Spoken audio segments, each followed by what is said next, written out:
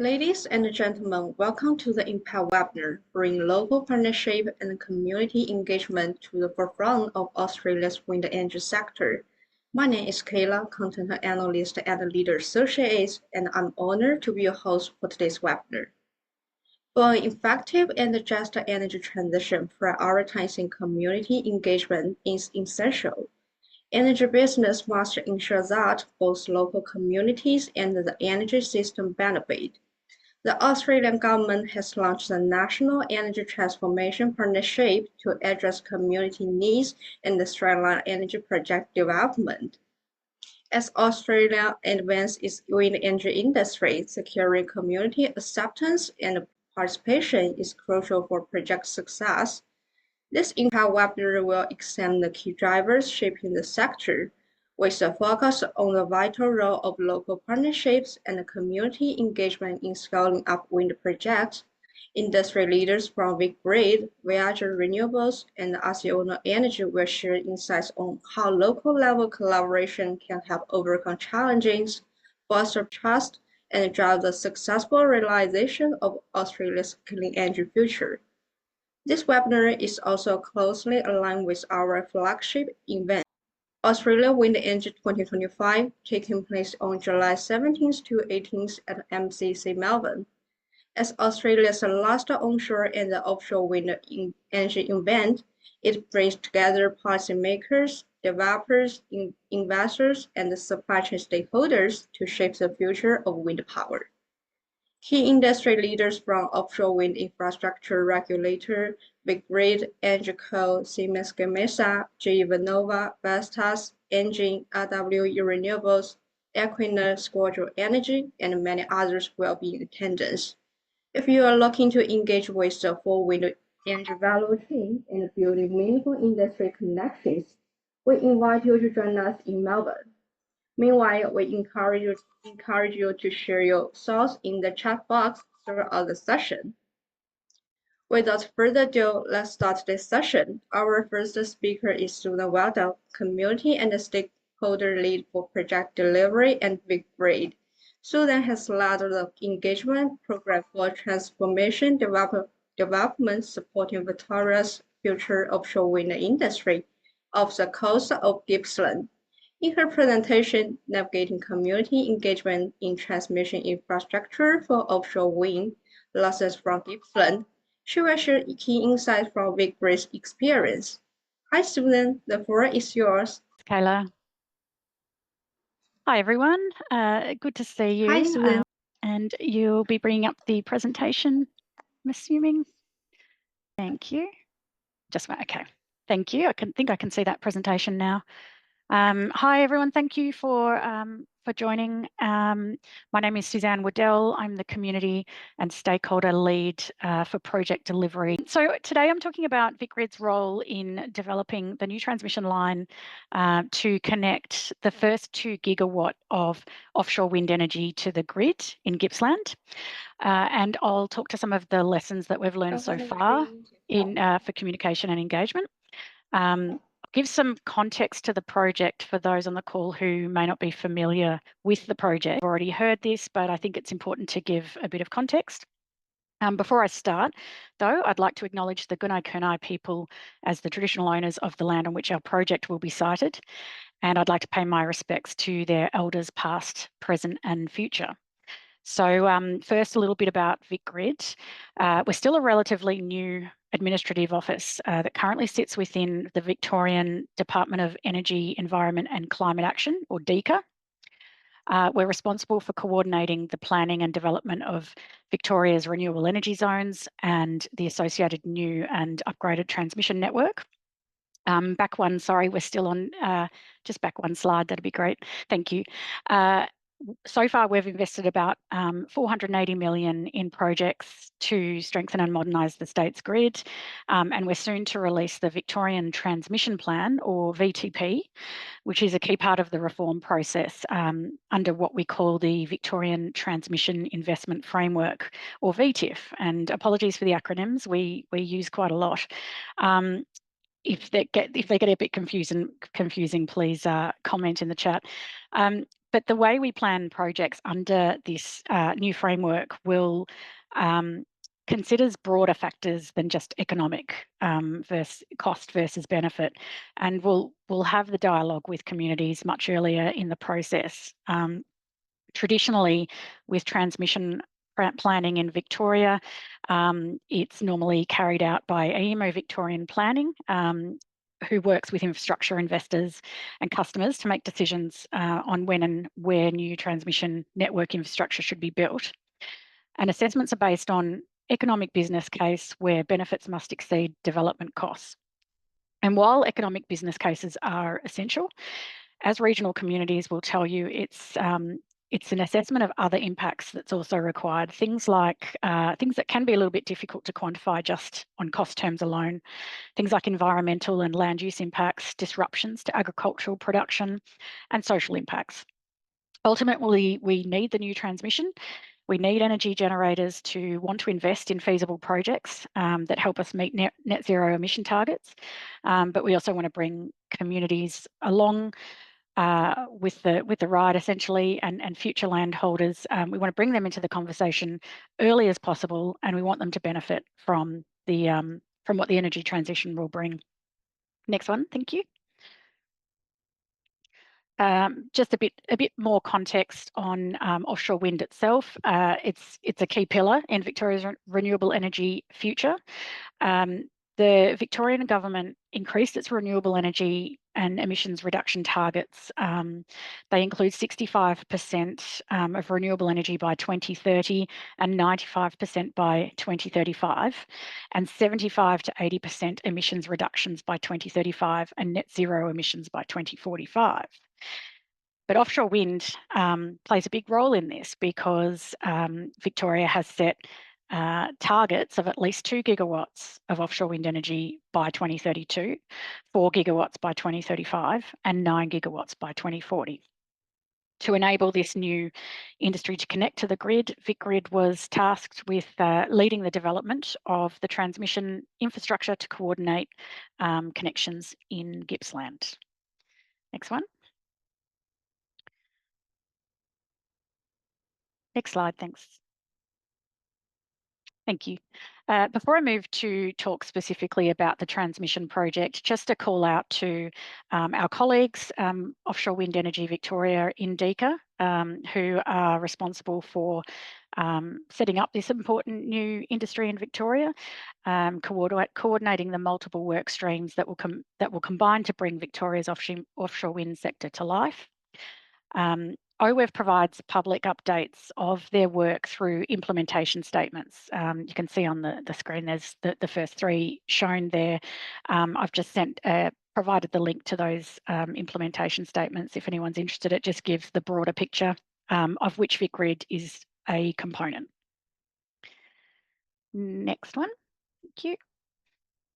So for those, like I said, who are on the call who may not have the full context, Gippsland is Australia's first declared offshore wind zone.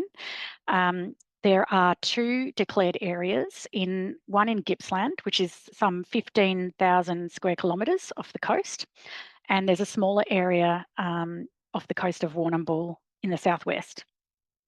In Gippsland, there are 12 projects that have received feasibility licenses to further progress their projects, and a shout out to any of the projects people that are on the call today. It's another selection of people that we work closely with to ensure that they can get their projects off the ground as well. So next slide, with the 12 potential offshore wind projects, and this goes again to the heart of why VicGrid has gotten involved in this coordination role. These 12 projects that have feasibility licenses will all be needing to define their path to the grid to progress their projects.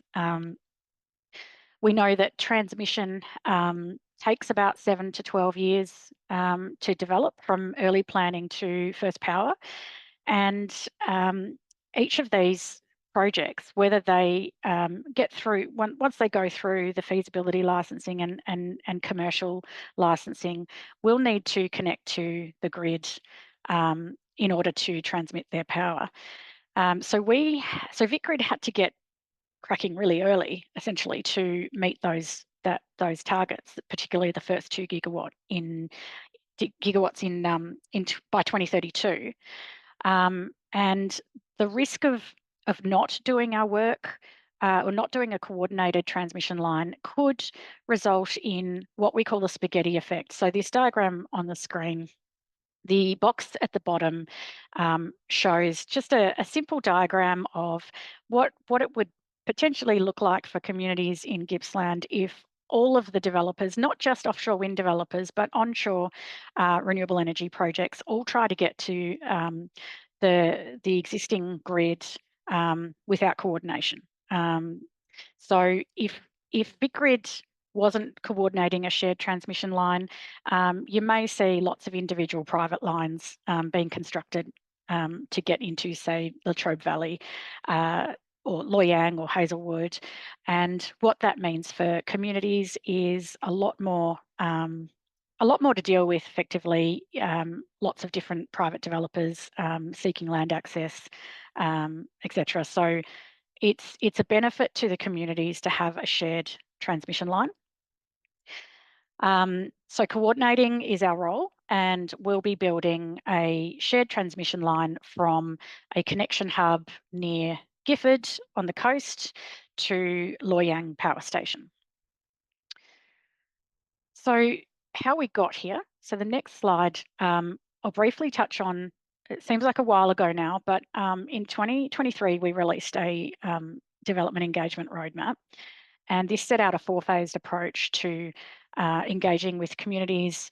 And at that stage, we didn't have specific landholders because we didn't have a corridor, but communities and landholders in the Gippsland region in a quite a large, broad or large area of interest.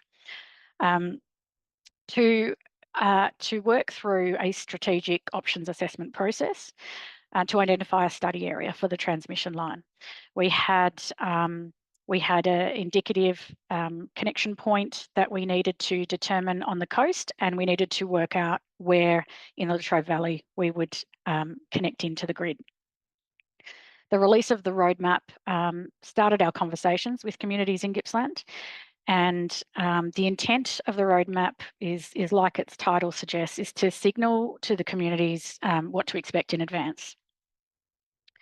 The engagement objectives on the next slide were related to engagement were primarily to make the process simpler to understand and reduce cumulative impacts to communities. I think it's fair to say that the communities in Gippsland are experiencing significant consultation fatigue from a number of projects, and not just energy projects. So, it's a very crowded space, I think, for major projects and infrastructure projects. And I think when we talk about consultation fatigue, I think, this is a good example of so many small townships, small communities having to grapple with a number of quite large impacts. So uncertainty itself, the uncertainty of these projects, when they're going to be rolled out, what they're going to look like, whether they're going to require land, that all creates a great deal of stress and anxiety, and we were potentially, or we're likely to add to that. So our engagement in the 4 phases on the next slide was to try and position the project as a very early, sorry, just next slide, please, very early sort of explanation of what our role was, how we intended to consult over the next year in these 4 phases. We had no set connection points or transmission corridors in mind. We asked the communities simply, what criteria should we use to assess options? In phase 2, we then developed a method for how we would get to the connection points and the broad study area. And we heard that we heard from communities in that phase that what would traditionally be considered as constraints in such an options assessment, we were able to rule out certain locations as we took into then phase 3 and 4. Phase 3, we published our options assessment method that people had contributed to, the communities had contributed to, and then in phase 4, which was March 2024, we released a strategic options assessment.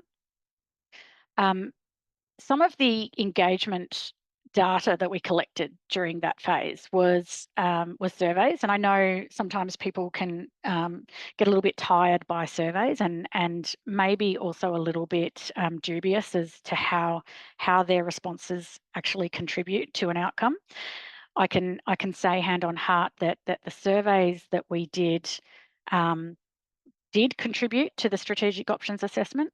We undertook a whole of Victoria kind of market research exercise that we then combined with a very localized survey to kind of triangulate the data to understand the perspectives of a number of different communities impacted by our project, and sort of try and deal with what are trade-offs when it comes to deciding key project decisions like where we will place the infrastructure. The wider sample of people in Victoria was really important because VicGrid still does need to justify the cost of its project because the cost is ultimately borne by energy consumers through their bills. And so understanding local views is critical, but we also need to understand from a broader audience what they're prepared to sort of, well, how they understand the build out, what's required for the transmission project build out over the coming years, and the likely impact of that on bills. So it's just a kind of an exercise that I think was really important to understand that full kind of gamut of views. Next slide. So we collected a heap of feedback. I won't go into too much detail. There is an engagement report that is available that talks to this.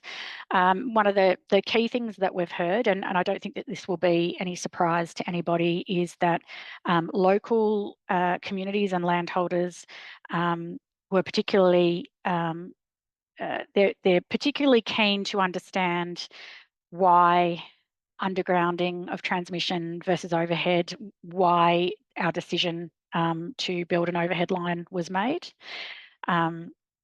People are very concerned about visual impact. There's also other factors as well, the risk of bushfire, both starting and the fighting of fires, impacts to farming operations, what can be done within a transmission easement, biosecurity, impacts of construction. So all of these issues were raised, and we've been having many conversations since about many of these topics quite in detail. Another aspect is the appropriateness of compensation to host landholders and communities who believe and justifiably so that they are carrying a heavier burden for the renewable energy transition in regional communities. We're hearing about anxiety and mental health impacts for people who are living and working in the impacted areas. I don't know, I think this is particularly tough with transmission projects because of the length of project from start to finish. It's quite a long time, and you know, and I think that just sort of it gives people a degree of anxiety just from having to wait out decision making, and because we're so early in the process as well. Next slide. In terms of the community attitudes that we found across, I think I'm probably a bit behind time, but essentially energy reliability, cost and environmental impact were most important for people across Victoria. But in Gippsland, reliability, regional development and land use impacts were the most important factors for local participants.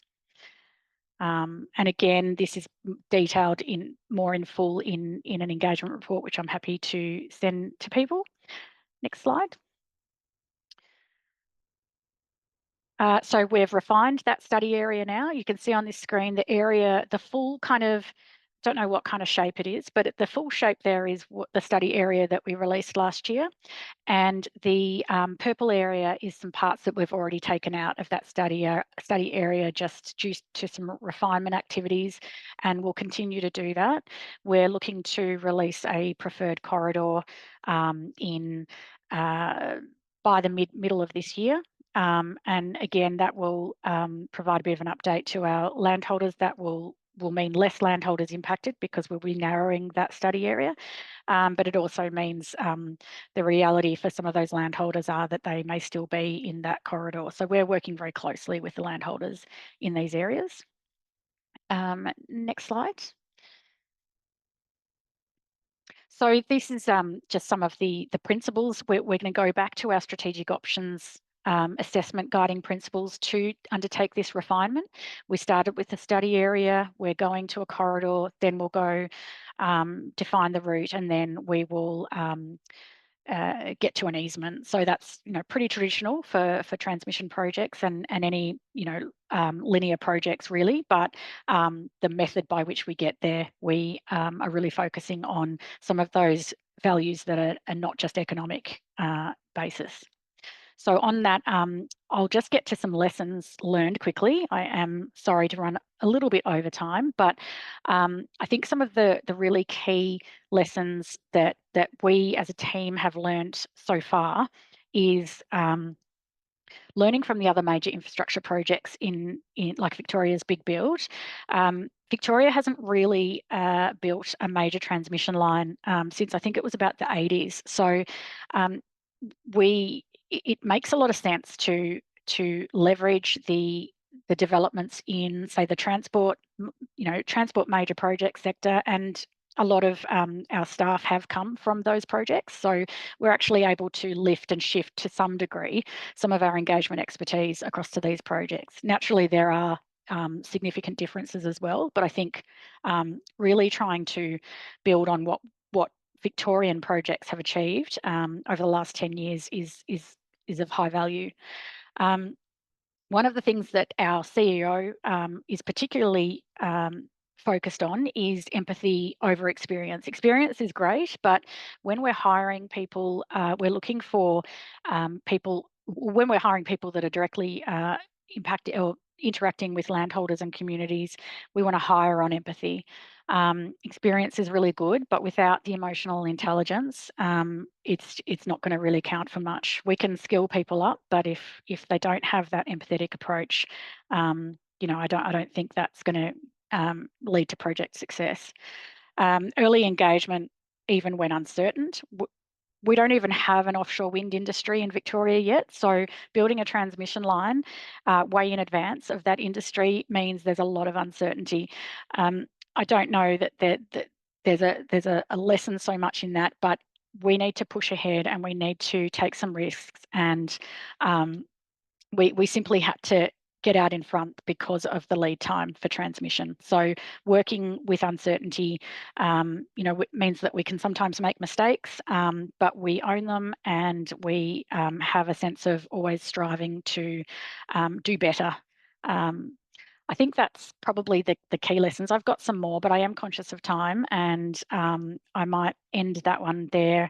I think on the last slide, I've got my contact details, but thanks for listening to me today, and feel free to get in touch on LinkedIn or via email. Thank you, Suzanne, for your valuable insights on engaging communities in offshore wind transmission. Thank you. And actually, we have some questions from our audience. Yeah, and the first question for you is, what have been the most challenging objections in community engagement in Gippsland, and what strategies has VicGrid implemented to address them? Yes, so I think I sort of alluded to them in the presentation. One of the biggest, or one of the most contentious parts of the project is overhead, is the decision to construct an overhead transmission line. It's been a topic of a lot of debate in the Gippsland community. Where we're in constant dialogue with communities and landholders about that decision. And we've seen also the concerns around farming, impacts to agricultural land and farming operations. I think one of the ways we've dealt with that is that we've looked at adjusting our refinement criteria based on some of this feedback. So, for example, traditionally, transmission projects probably favoured agricultural land because the land is already cleared. It kind of makes sense to go through, say, cleared farmland rather than forestry areas or areas of high biosecurity. We just made it made a conscious decision to not automatically default to agricultural land. So we've been having dialogue with landholders and communities over the last 2 years, and we think that we've found a study area that adequately balances some of those land use impacts. We acknowledge that that the community will always be at a bit of a disadvantage in terms of the ability of the complex or technical information that we have available to us. So we spend a lot of time taking our technical experts with us to community events and explaining, the reasons behind the choices we've made or the decisions we've made, and just continuing that conversation.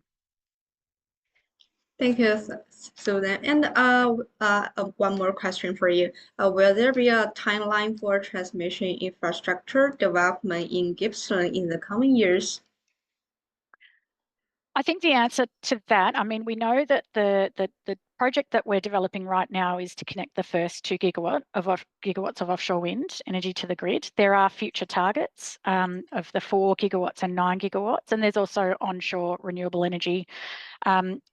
The Victorian transmission plan that will be released shortly will go some way to explaining what the plan is for Victoria for the next 15 or so years. That will come out within the next month or so. So I encourage people to watch out for that, and that will provide a little bit more clarity on what that timing is going forward. Thank you again, Suzanne, for a detailed response. And actually, we still have questions in our Q&A box. If possible, hope you are willing to address them. Thank you. Oh, sure. Do you want me to answer that question? Yeah, thank you. Yeah. So the question here is, are the offshore wind developers required to export power into the Victorian grid, or do they have the option of a private power supply contract with a large electricity consumer, example data centers? So I think that's a really good question. It's probably, there's no mandate that developers have to connect into the Victorian grid. I think it's probably more of a question for each of the developers and their business case and their feasibility licensing arrangements. We don't require them to connect into the grid. I think they would be aiming to do that, though, simply to get the benefits of the substantial cost in developing the projects. And I can just see that there's a comment, repeat the name of the plan coming out. The plan is called the Victorian Transmission Plan.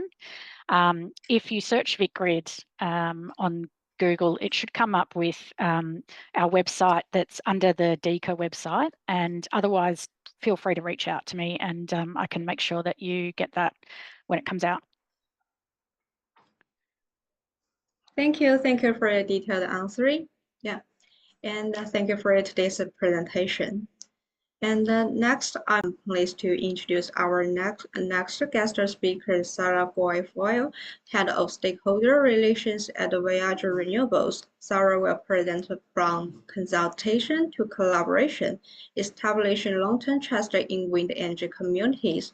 Hi, Sarah, over to you. Thank you so much for that warm introduction. Just going to share my screen here and see how we go. Can everybody see that? Can I get a... Yeah, I can see your screen. Please go on. Well done, Suzanne. It's very interesting talking to a screen, isn't it? It's not quite particularly interactive. Are you seeing this banner here, or... I know it's gone anyway. Okay, great. Hello, everybody. My name is Sarah Guilfoyle. You're welcome to call me Gilly. I'm the Head of Stakeholder Relations for Voyager Renewables. Very happy to be here today, and very interesting to listen to Suzanne give some insights from VicGrid there. We all well know that we don't have projects without transmission. And in offshore wind, we don't have projects without ports. So that was very insightful. Thank you very much. Great to sit in on that and learn a few things. So I'm here to talk about from consultation to collaboration, establishing long-term trust in wind energy communities. First of all, I would like to explain a little bit about who we are, because I think that background and context is very important and will feed into what I want to talk about today. But first of all, I would like to say hello and welcome from Awabakal country. So we are situated, our headquarters are in Newcastle, which is where I am today. This is where I live. And I would like to pay our respects to the traditional owners. Always was, always will be their land. And it is our privilege to be on their land in our headquarters and across our multiple portfolio across Australia. So today I'm going to talk about who we are, why we are here, and that's Voyager in general. And then I'm going to talk about how we do what we do and get into the nuts and bolts of working hard to establish that long-term trust with in the communities in which we operate. So who we are. So we've launched in the back end of last year. We've been on the ground for about 18 months, storming and forming. But essentially, we are backed by CIP, which is one of the world's biggest greenfield renewables investor globally. They are a Danish company. They have been in Australia for a number of years now. And Suzanne's mentioned it. Suzanne would well know who CIP are, given that they were awarded 2 offshore wind licenses in the Gippsland area at Southerly 10. But there's a number of other projects that they've got going on. So you can see here across Australia, CIP has a number of projects in their portfolio. They're here for the long haul. They know what they're doing. They're serious investors. You may have seen in the news this week that we've deployed a significant amount of capital into Australia, and I think that is very indicative of global experts really recognising the significant potential for renewable energy in Australia. So why we are here. Voyager was actually formed, I'll just go back. Voyager was actually formed by CIP as a bit of a deviation from their mergers and acquisition model, and they wanted to invest in the long haul of projects from end to end. So that means everything from originating the project site, so finding out where the best sites are for our portfolio, and that includes onshore wind, BESS, or battery projects, and solar. So we are in it for the long haul, from origination through development, through owning and operating, and right through to decommissioning when that may be on our projects. Currently, we have 3 projects that are announced across Australia. They are Energy Oasis and Sunnyside wind farms in New South Wales, and the Western Tablelands wind farm in Victoria. and yeah, we've got a bit going on. They're the ones that are announced, but we have a significant portfolio in development in behind that. So we are looking to deploy a significant amount of renewable energy and put that into the grid over the coming years. So this is the team here, beautiful photo at downtown on the harbour. So 6 gigawatts of projects we're looking to build, and we are massive on the front line for community engagement, technical and financial solutions. So we have a big imperative to work very closely with communities, which I'll talk about shortly. But our mantra is building trust from the ground up for the long term. And we like to say that we tackle big challenges to create sustainable energy solutions for Australians. So how do we do what we do? So I've only just put up one slide here today because I like to keep it a bit organic in the conversation, and I'd like to get to some Q&A. But basically, there's a few points up here. Do you have buy-in? How are you engaging? How are you deploying your workforce on the ground? What are you doing on the ground? How do you know what's happening on the ground? And of course, I didn't know if it was appropriate to put in the pub test here. So I said, how many cups of teas have you had with stakeholders recently? So I want to start at the top because there is a perception when you talk about stakeholder relations that people automatically assume community. Stakeholder relations and good relationship management actually begins in-house. And some of the most important stakeholder engagement you do is within your own business, with your own team. So we are a massive believer in it beginning at home. And what I mean by that is it's very important that you have the backing of your organisation and that they recognise the importance of good community engagement and good stakeholder engagement. And how do you measure that? Well, you know, because you'll see it in your budget, what you get given to go and do your work in the field. You will see how it's prioritised in terms of your org structure, in terms of the personnel that you are given. And CIP takes this very seriously. So as I said, we're in it for the long haul. That doesn't mean just for the projects. We understand inherently that things take time. Projects take time. Suzanne's obviously talked about grid. The supporting infrastructure, supply chain, everything takes time, and so does relationships with people. Very, very important. So CIP not only wants to be a good citizen, they mandate that across the business, and that is reflected in everything that we do. And it's very, very good to see that. And there are some fantastic proponents out there doing some really great stuff. And of course, just referring back to Gippsland again, we know Star of the South led very early and made a lot of headway with the communities down there in Gippsland, which was great. They had a significantly long lead time, but unfortunately not all proponents are created equal. And I think that that's really fundamentally one of the things I wanted to talk about today. So how are you engaging? So really, I find it quite ironic when, you know, we always talk about how to engage and how to win the hearts and minds of the community. Well, you won't always be successful, but you certainly should put in the time, energy, effort, and money to do so. But my question to you is, how are you guys engaging on the ground with your projects? Are you flying in, flying out your personnel? Are they driving in, driving out, or are you capacity building in those regions and you're bringing people from on the ground in those communities who are already there in those communities and empowering them to assist you with that stakeholder relations piece? We spend a significant amount of time on the ground. So I think it's really important to have that visibility and the accessibility. The other thing is I think it's really important to understand that not all projects and stakeholders are created equal. And I find myself at least once a day saying it's never about what it's about. So I like to say that we have 2 ears and 1 mouth for a reason, because we're meant to use them proportionately. And that's what it takes with stakeholders. So if you're going out to approach a stakeholder for the first time, what are you taking with you? Are you taking a cake or a contract?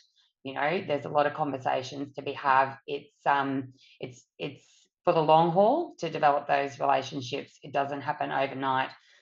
We get a lot of feedback around some of the biggest issues are that our stakeholders in those rural and regional areas, they're quite, I think a colleague used the term the other day, bruised, because at the end of the day, they're trying to feed Australia, and what they do isn't just a job, it's a lifestyle, and it's who they are.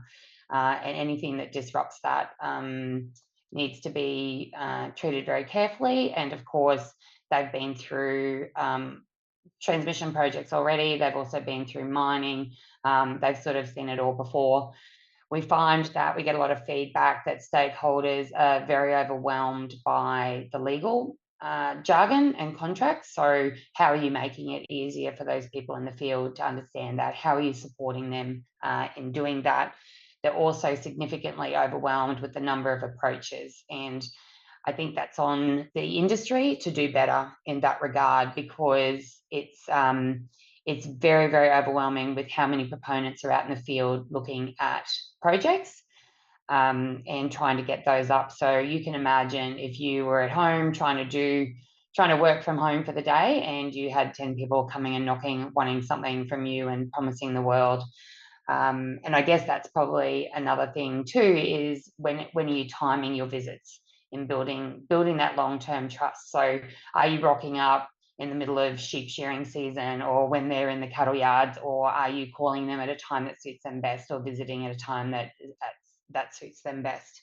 I guess the other thing is there's a significant difference between rural and regional areas and the city. So at the end of the day, like I said, these people are trying to feed Australia, and I think a lot of the transition does not necessarily resonate with them. So they've copped it on the chin for a lot of other reasons on behalf of the significant number of people that live in the city.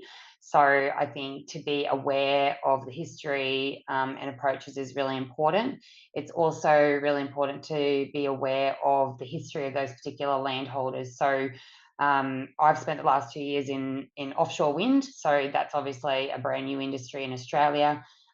In Australia, onshore renewables is a completely different game. So we have one project in the pipeline, for example, where a number of proponents have been promising a wind farm for 20 years, and these people are yet to see it. So Suzanne mentioned consultation fatigue, and that is absolutely real and absolutely important. So I think the amount of time that you invest and spend with people, and not just a Johnny-come-lately flying into town promising the world, I think makes a significant difference there.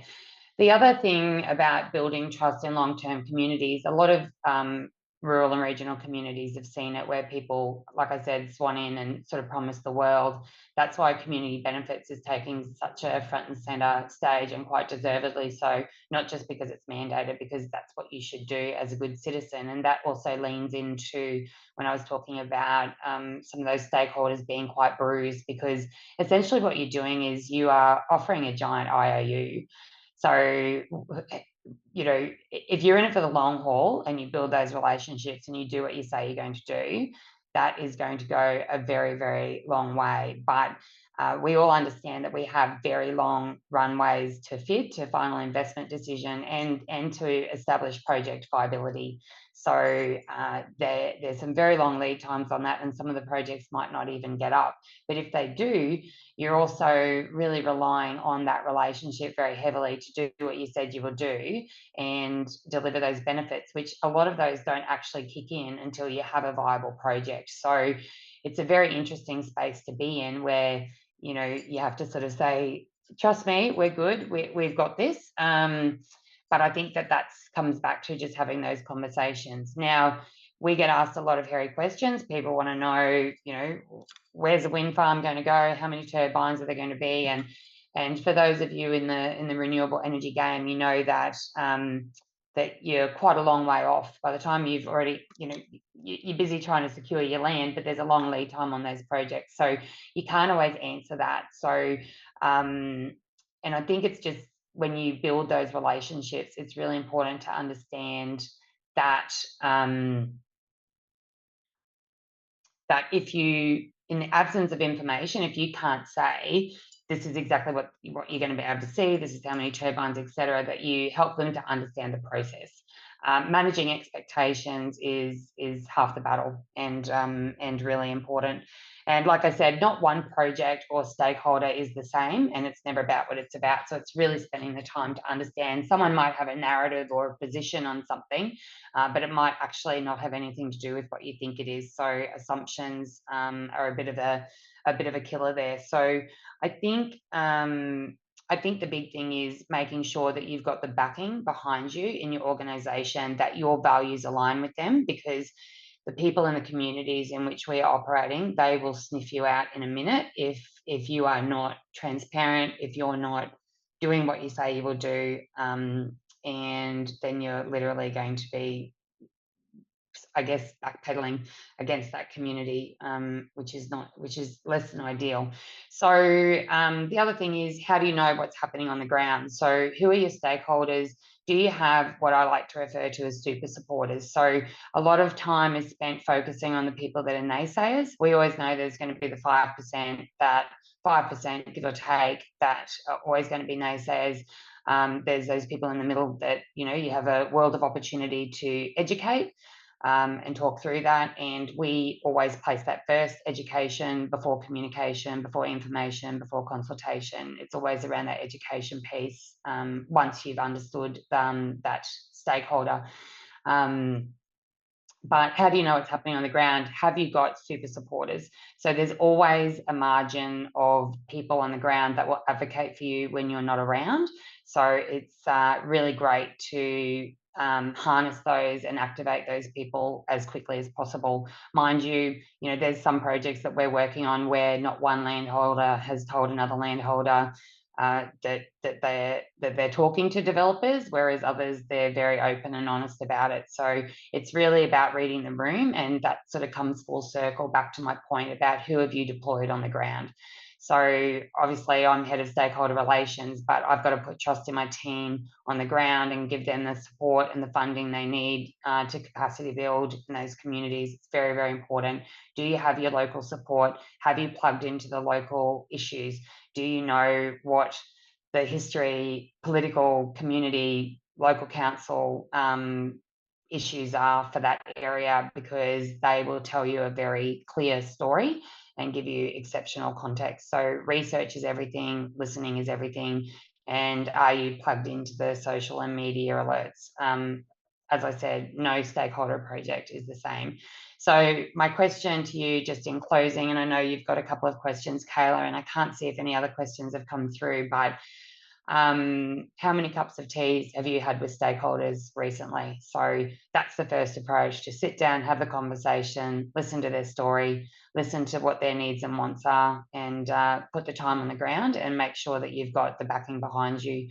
And that is one of the reasons why I chose to work for CIP, because I can put my hand on my heart on the ground and do the rounds around the projects and know that I'm fully supported to spend as much time in the field as I need, which is pretty much most of my time.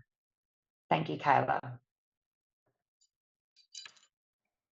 Thank you, Sarah. Thank you for your detailed sharing. And following your presentation, we have some questions from our audience. I will pick some questions for you. And the first question for you is, in your experience, what are the most common gaps in understanding between wind developers and communities that hinder long-term trust building? The most common gaps in understanding, I think it's that education piece. And I might not have articulated this the way I wanted to when I was speaking earlier, but it's very easy to be in your own isolated world in your own project cone, so to speak. So I often talk about how you go to energy conferences and you know, we all sit around and get high on our own supply because we're all pro renewables and we're all excited about it, but not everybody shares that. So I think it's really important, just because we're so knowledgeable and we live and breathe it every day, this, you know, the communities that you go into may know a little, they may know a lot, they might have other big sort of issues. So I think that education piece is really important, and I think there's not a lot of people investing the right amount of time and money in getting to know those communities and those people. I think that's one of the biggest gaps, that we sort of come in and we think we're doing everybody a favor by giving them, you know, supplemented income, you know, during drought. There's definite benefits for us to be there, but I think it's really understanding what are their needs and wants, and how can we best serve them. Yeah, thanks. And another question for you is, how can project developers proactively address misinformation and ensure transparent, fact-based discussions with concerned groups?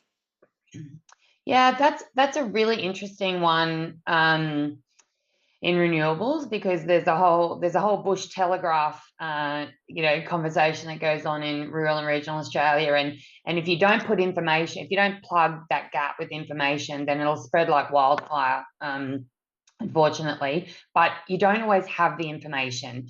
So that's a bit of a tough one, and it's something that I think really depends on your project and your community. As I said earlier, in the absence of information, then you should always talk to process and timeframes and manage those expectations. But the other thing is from a developer point of view, it is also very difficult to decide when you go out and when you go public with a project. So you need to make sure that a project is viable. So you don't want to announce a big project until you think you can, I guess, get it to a certain point. So timing is everything as well as to when you go out. But the risk of that is, if you don't get your timing right, that's where the misinformation can flow a lot. So I think that's up to the risk appetite of different organisations and different engagement consultants and how they want to play that, and how it feeds into your broader strategy and your remit for your company's priorities. But at the end of the day, the only person to be when you're in the field is yourself. That is absolutely it. So the main way to tackle misinformation is to just be honest. Thank you. Thank you again, Sarah, for sharing these invaluable lessons, and thank you for your time for today's presentation. And now I'd like to introduce our Mary Baker, Queensland lead for community and stakeholder at Acciona Energy. Mary has played a key role in integrating community-driven approaches into Acciona's renewable energy projects. Mary will deliver the keynote, Driving Community-Centered Renewable Energy, Best Practice for Inclusive Stakeholder Engagement in Wind Projects. Hi, Mary, the stage is yours. Thank you very much for that fantastic introduction. Let me see what's happening here.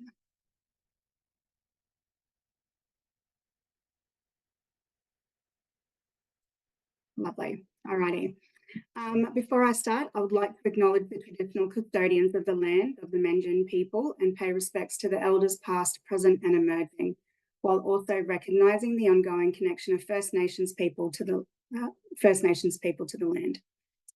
Now, so can everybody hear me? Hi, Sarah, I can hear you, but maybe your camera haven't opened. Okay, I'm not really sure what's happening with the camera, but we'll continue with the presentation anyway, because I think that's the most important part of the whole presentation. Fine. All righty. So we all know what community engagement is, and I 100% support everything that Sarah was talking about before. I think we're definitely on the same page where collaboration is key. I think what we need to find out is what best practice means when inclusive stakeholder engagement in wind farm development. Next slide, please. Okay. So I took it upon myself to ask 3 university students what their explanations were. So this is the 3 definitions that they provided. My counter thoughts on the first one is that all communities are very different. What works well for one community is not going to work well for another. So duplicating programs may be faster and somewhat effective, but it's not going to be the most successful method for all communities. As for the other 2, yes, they are on the right path. It does invite, and they do involve doing the right thing as well. Yes, we do have guidelines and requirements for community engagement, but should we be just following the rules, or should we be looking at going above and beyond? All of these have merit, but they still don't help us provide best practices for inclusive stakeholder engagement. However, we believe that it all starts from within. It starts with ensuring you have the right people in the right roles and with the right attitudes. Stakeholder engagement is about being human-centered, and it takes time to build relationships. Next slide. From a government requirement perspective, in Australia, stakeholder engagement for wind farm projects is guided by a combination of national best practice and specific state and territory guidelines. At a national level, we have the Clean Energy Council guidelines. This creates and assists the wind energy in engaging effectively with communities. And then we move to state government. the New South Wales Department of Planning, Housing and Infrastructure has released a wind energy guideline to promote best practices and community engagement for wind energy projects. Victoria has specific guidelines for developing renewable energy facilities, such as the policy and planning guidelines for development of wind energy facilities in Victoria, 2019. Queensland, I'm in Queensland, which is what I look after. And we've recently, as of the 3rd of February, undergone a revamp of the Queensland State Code 23 wind farm development, mandating that all wind farm developments undergo impact assessments, requiring comprehensive stakeholder engagement. The updated code emphasises the importance of public consultation and allows for third-party appeals, aligning wind farm approval processes with those of other significant developments. There are currently considerations of this code being mandatory across all renewable projects. Personally, I think it's a fantastic idea because it really makes, and I'm going to say cowboy developers out there step up their game, which is really important. South Australia, Western Australia, Tasmania, Northern Territory and the Australian Capital Territory do not have specific guidelines for wind farm stakeholder engagement. However, developers are advised to adhere to the national best practices, so your CEC.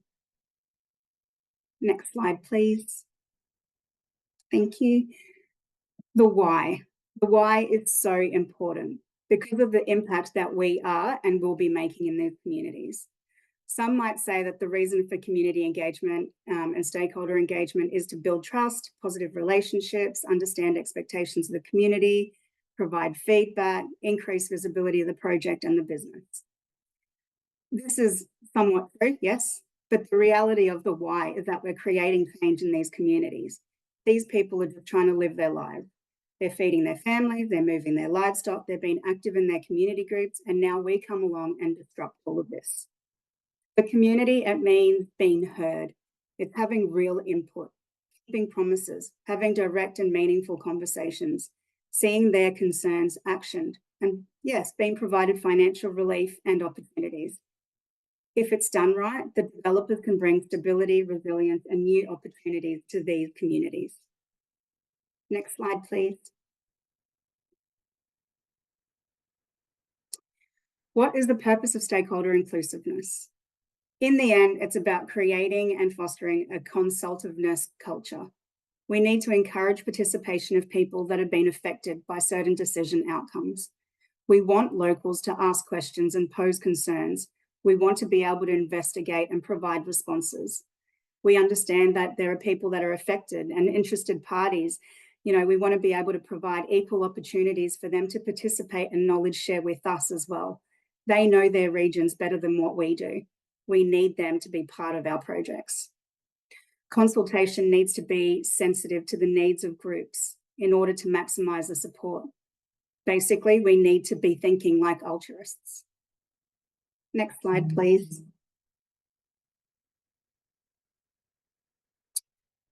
So how do we go about initiating stakeholder engagement? To be very honest, engaging with community is challenging. They may have had previous bad experiences with other developers, which happens quite a lot. They might be fearful of change. They might have heard negative stories. And most recently, some regions have been experiencing engagement fatigue. They are all over speaking to developers. So exploring different ways to engage and communicate effectively is key. The best part is there are many different methods that can be trialed. Face-to-face or online consultation sessions to discuss project specifics and potential impacts. Online consultation sessions allows those who cannot attend to be able to still participate in these consultations and discussions.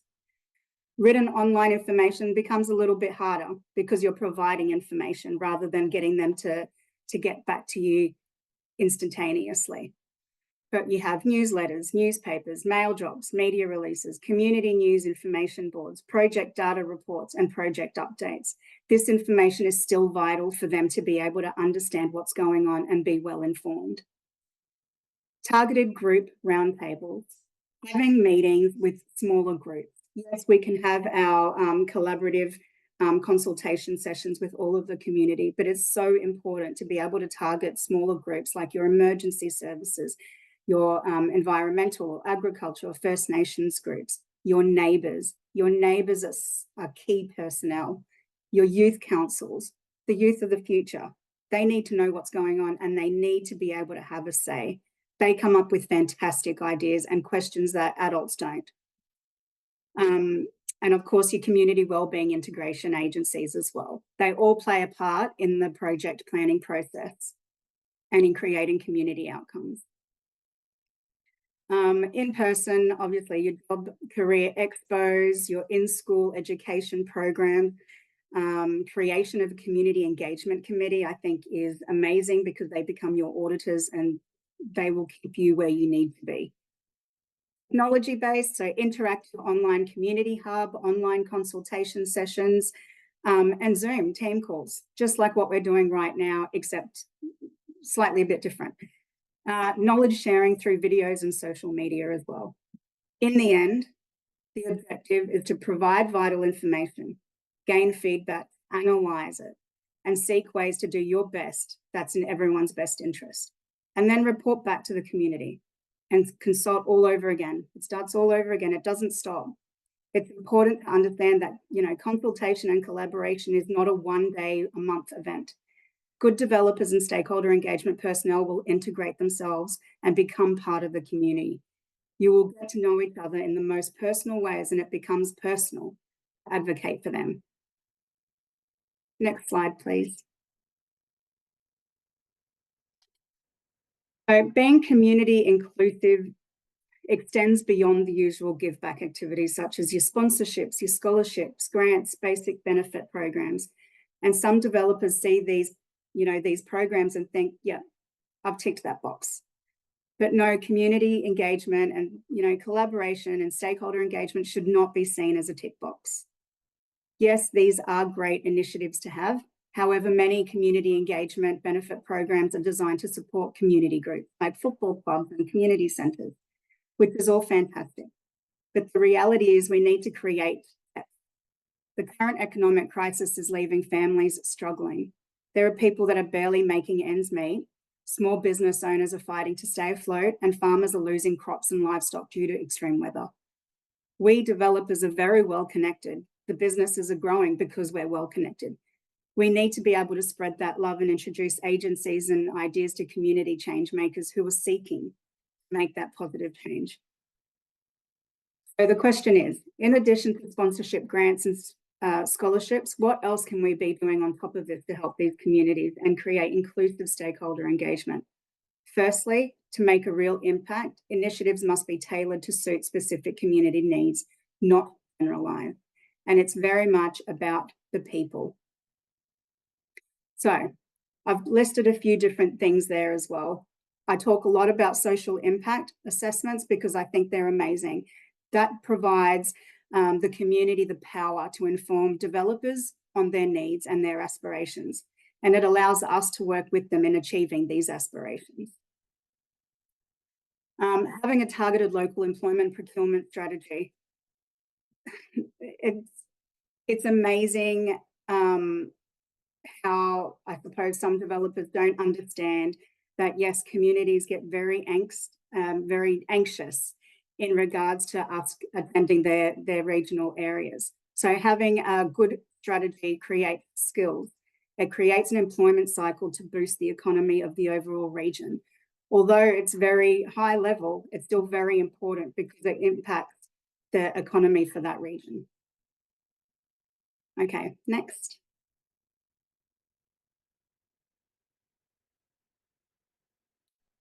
Measuring success. So Sarah touched a little bit on this before as well. And I know she was very hesitant when she said the satisfaction surveys, but I am 100% a firm believer that they are important. So how do we measure success if we're providing inclusive and meaningful stakeholder engagement?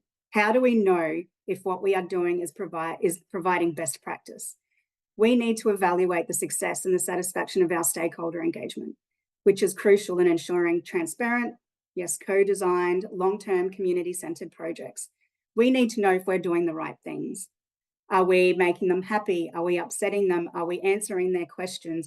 Is there more that we could be doing? These methods provide quantitative and qualitative data, which can be assessed against each other at different times to analyse the changes through the project timeline, through from development, construction, and into operational phases. It also allows us to be able to judge ourselves against other developers as well. So measuring these metrics is vital to understanding if our engagement is actually meaningful. Is it influential? Are we being supportive? Did the community feel that they had real input? Did it result in actual decisions? Were suggestions taken on board and were adjustments made to counteract a negative impact? Next slide, please. So, in conclusion, in providing best practices for inclusive stakeholder engagement, the overall plan needs to be in building strong, mutual beneficial relationships. Renewable energy projects need to be developed in collaboration with communities, with impact mitigation at the forefront of the decision-making process to have major positive impact. Lovely. Next slide, please. Excellent. So thank you very much for your time, and feel free to get in touch with me via LinkedIn, phone, or email. Back to you, Kayla. Thank you, Mary, for highlighting these practical strategies for integrating community engagement into project development. And now we have some questions for you. And the first question is, in Acciona Energy projects, have there been instances where community needs conflicted with project development goals? How do Acciona find the balance? Sure. So the question, okay. Have there been instances where community needs conflict with project development goals? Yes. There are many considerations behind the development of projects, and every project will come to this.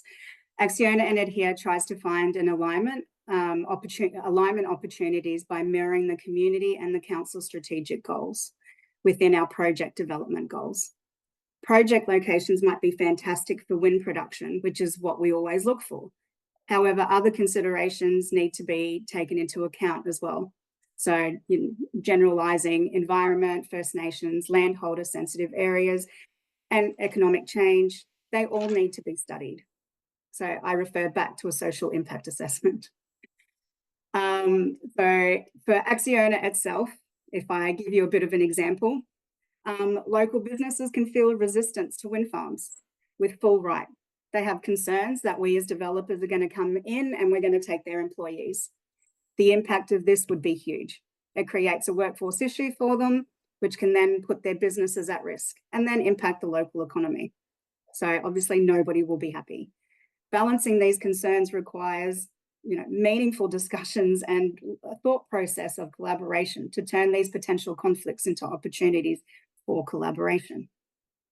So creating a more targeted local employment workforce and procurement strategy means we target to align local businesses to undertake tendering workshops. That way they gain the opportunity to contract to our project.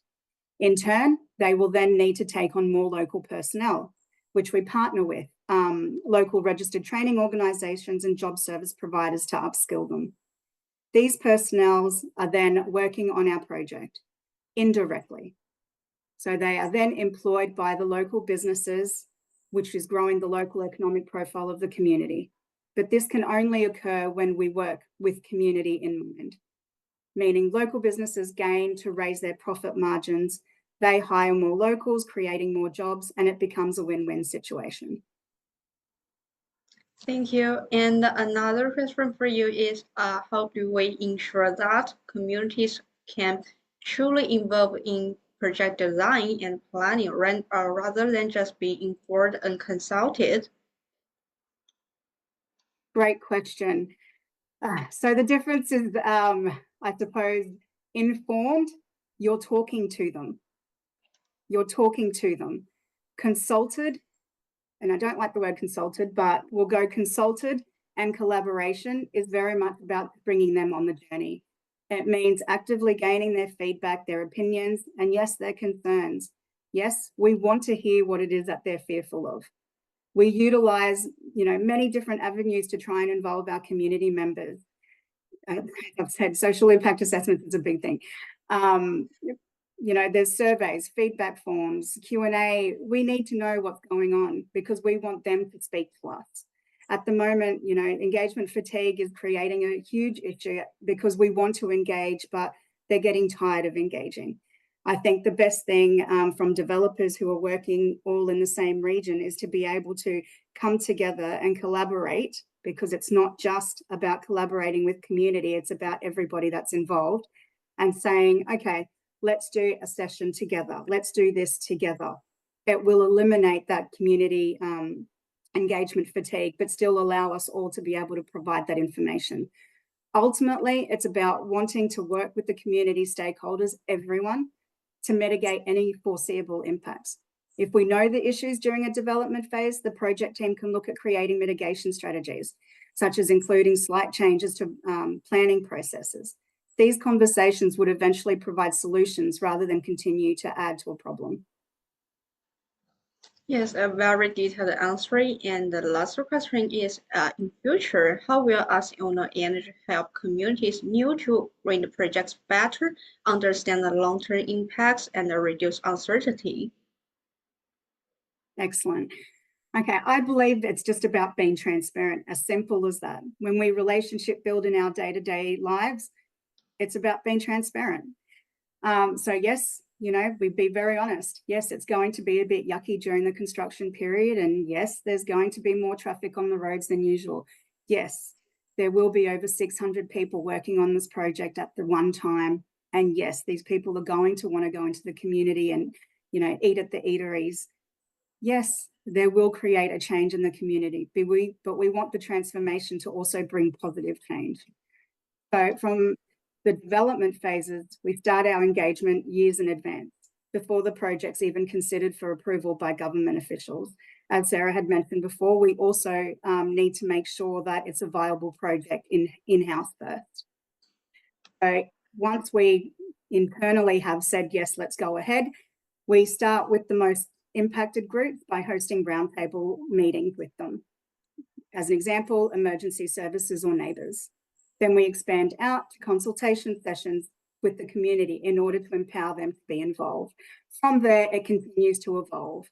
Bring it back to a little bit more personal, I guess.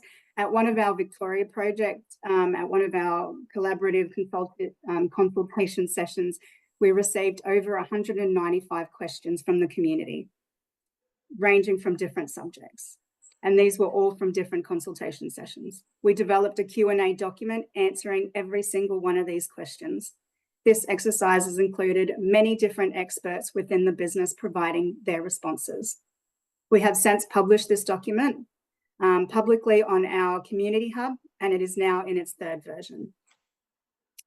Other aspects are providing 3D visualization models as well, so then people can see what the future view of what the project skyline could look like from different times and different times of the day. Other aspects, which is huge at the moment, is decommissioning. So we have developed a wind turbine recycling initiative. The turbine made is what the initiative is called. So far we've made shoes and surfboards from these, and we're looking at working with other stakeholders to be able to see what else we can do, also from our regional areas as well. So I think, you know, these are huge things, but I think the most impactful method is helping communities understand what to expect is through visually taking them through sites. We take them on site tours into our projects for them to understand and show them the magnitude of the project, the massive infrastructure that we're working with. We allow people to take photos on the tours. We give them we sit with them. We bring our staff out so they can have those discussions. In the end, we can't hide projects. We can't hide the impact. We need to be open about our wind projects and work with our stakeholders to find a sweet spot. Thanks, Mary, for a very thoughtful response, and your insights into balancing community needs and the project goals are invaluable. Thank you. And how time flies as we come to the end of today's session, I'd like to extend a huge thanks to our distinguished speakers for sharing their knowledge and expertise, and to all of you for joining us and engaging in this important conversation. Today's recording, along with a short recap, will be updated this Friday. If you have any comments, please feel free to drop me a message at my blog contact. Before we close, I'd like to remind everyone about the Australia Wind Energy 2025, Australia's largest onshore and offshore wind energy gathering, where you can meet the entire wind energy value chain. It will take place on July 17th to 18th in MCC Melbourne. This is a key opportunity for industry stakeholders to exchange insights for valuable partnerships and close major deals. We hope to see you there. Thank you once again and have a good day.